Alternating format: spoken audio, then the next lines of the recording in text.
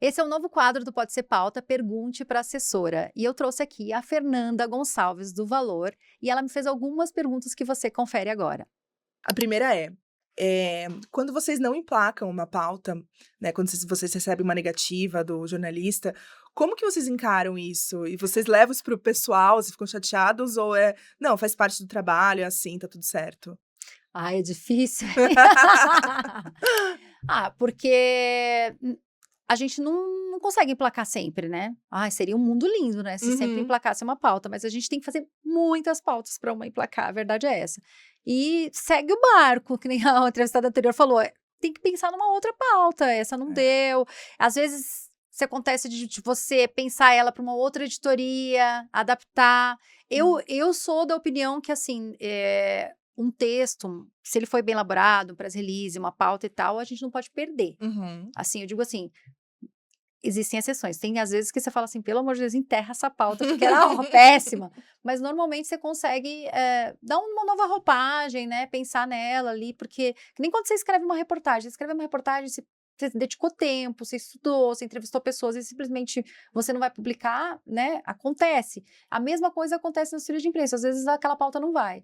É mais difícil de justificar isso para o cliente? Mas ao mesmo tempo, o cliente contratou uma agência, uma assessoria de imprensa, porque ele sabe que você que entende disso. Se você fez todas as tentativas, você tentou e essa pauta não emplacou, tem dias e dias.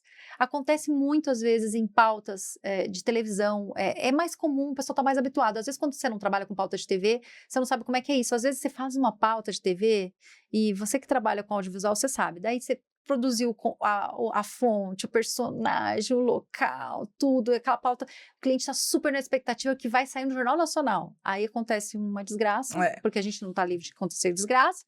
A pauta cai, nunca mais eles vão querer fazer aquela pauta. É frustrante. Imagino. Então, assim, eu acho que uma pauta, quando não acontece, não emplacar e tal, parte para outra. Eu acho que a gente tem que também, né, olhar o copo cheio. Vamos pensar numa outra. Tem que estudar, tem que correr atrás. Então, acho que faz parte do nosso trabalho, né? Tá bom. E a outra pergunta A outra pergunta é a seguinte, tem muitas pessoas novas entrando nas assessorias, né? Eu vejo que, assim, toda hora aparece um novo lá falando comigo, eu falo, gente, nem sei de onde que é mais, porque é muita gente nova, né?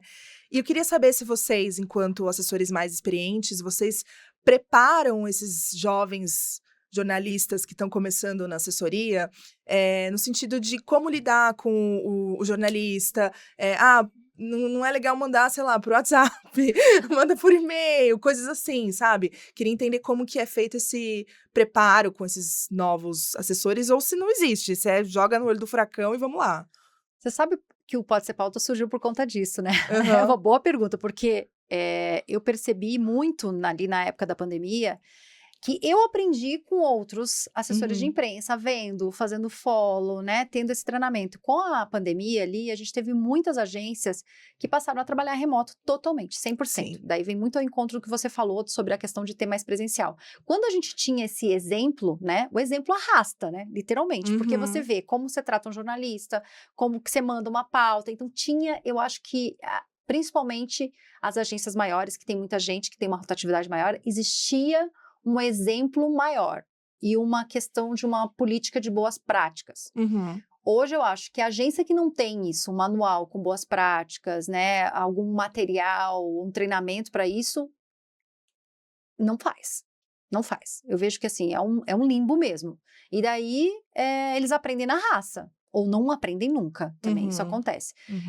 Eu não acho que só o assessor de imprensa novo, às vezes, que não tem boas práticas. Eu acho que tem assessor de imprensa antigo também que tem. Eu acho que estamos falando de pessoas, né? Sim. Mas eu acho que, assim, eu fiz o podcast e acabei fazendo um curso preparatório, que era um curso voltado, que era assessoria de imprensa na prática, que era justamente para falar sobre isso.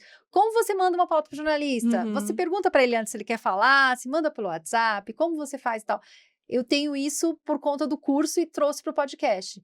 Mas eu acho que falta realmente um preparo maior dessas pessoas novas que estão entrando, de ter exemplos, e o tempo, ele tá muito complicado para quem é o jornalista da redação e também para as agências, porque às vezes chega um cliente novo e a pessoa entrou ali e nem sabe ainda como funciona, né? Sim. E não tem um acompanhamento, então acho que Hoje eu acordei com uma ideia de inteligência artificial, que eu estava ouvindo uma outra pessoa, e ela falando de inteligência artificial, e tava falando, nossa, parece que assim, tá indo contra o que eu imagino hoje, porque eu acho que no PR, na assessoria de imprensa, é uma personalização tão grande, porque é um relacionamento. Assim, a gente só começou a se acessar mais depois que a gente fez um encontro de relacionamento, né? A gente começou a se conhecer. Então, é muito individual. E aí, você vê a inteligência artificial e fala, não, né, de terceirizar.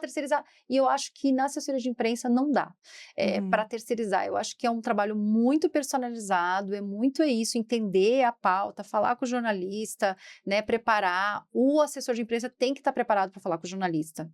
Assim, a maior reclamação que eu recebo aqui no podcast e tal é que a pessoa aborda, às vezes, no WhatsApp, né? E não fala de onde não fala a pauta, né? Tipo, acha que está conversando com um amigo. E não é, né? É um jornalista, tem um trabalho formal.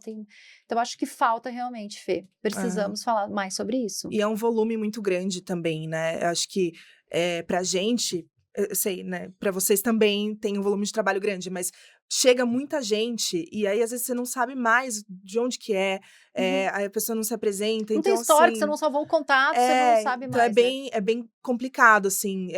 Às vezes eu fico me sentindo mal, porque eu respondo de um jeito meio, sabe, na correria e tal, não sei, depois eu fico, ai meu Deus, será que a pessoa acha que eu fui grossa e tal? Mas é difícil mesmo, assim. E tem agências que, por exemplo, a gente lá na agência, como a gente é um time que a gente se reúne muito, fala bastante, por exemplo, eu tenho contato com a Fernanda. Então, assim, a gente tenta, por exemplo, mesmo que seja um cliente que não é meu, tô falando eu que normalmente não é nem eu que atendo a conta, né? Mas os atendimentos, mas já falo, por exemplo, você falava bastante com a Maju, né?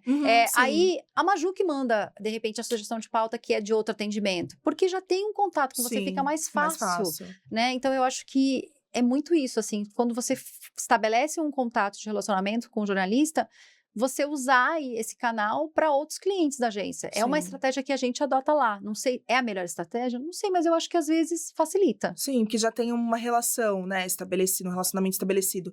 E com os clientes também deve ser difícil, né, a forma de vocês falarem, explicarem para eles como é que funciona uma pauta, a imprensa, tudo isso deve ser um trabalho de educação mesmo, É um trabalho constante mesmo, né? Mas eu acho que se você não valoriza o seu trabalho, ele também não vai valorizar. Claro. Acho que é muito isso, sabe? Acho que precisa ter uma valorização maior desse trabalho. Porque é exatamente o que eu falei. Enquanto a gente vê movimentos em inteligência artificial, facilitando, terceirizando e tal, o nosso trabalho não dá para terceirizar ainda. Ainda é muito intelectual. E intelectual de uma maneira que talvez a inteligência artificial não consiga perceber isso, porque ela não vai construir um relacionamento, né? Então, estamos em vantagem, talvez.